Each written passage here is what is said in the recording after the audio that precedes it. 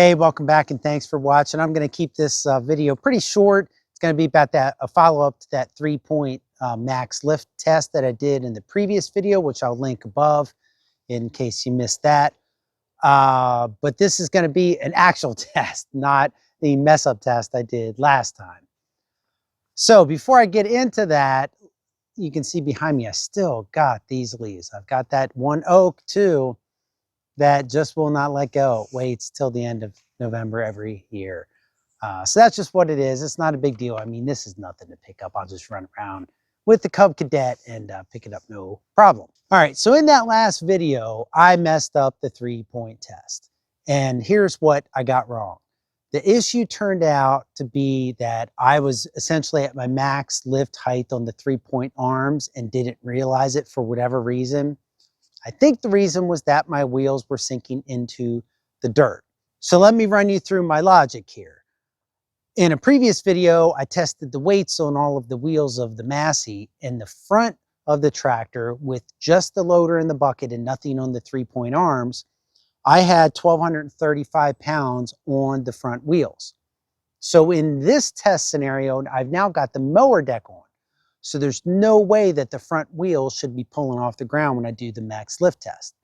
So it had to be that they were sinking into the rear wheels were sinking into the ground, and or I was reaching the max lift height.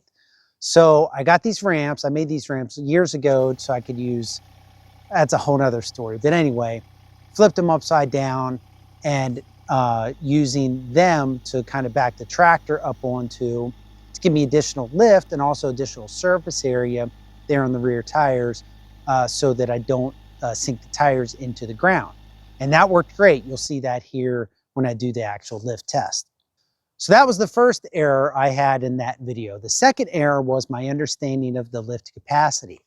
I said the 1191 lift spec was at the pivot pin, which was the lift arm point right up at the transmission of the tractor on the 3-point. That's wrong.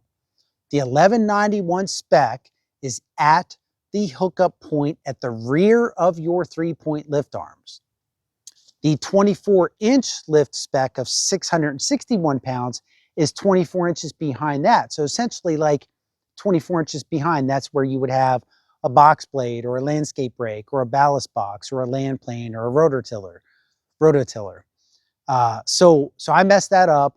And I'm showing you a diagram here, of course, now that explains the correct definition of that. And there's a test they use to test these capacities, J283, I think, is the test. So anyway, so I redid this whole test, and here's what I got.